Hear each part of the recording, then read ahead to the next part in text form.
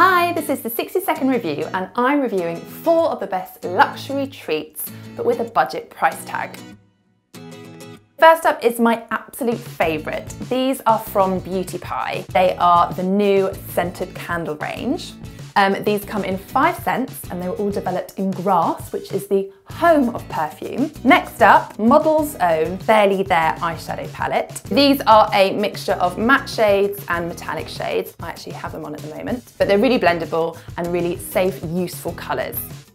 Next, Garnier, the micellar oil-infused cleansing water. It's got the oil layer, particularly good for taking off stubborn makeup like waterproof mascara and your liquid lipstick. Finally, we have John Frieda's Frizz Ease Dream Curl. So it's a mask, you pop it on in the shower and it gives you soft, bouncy curls.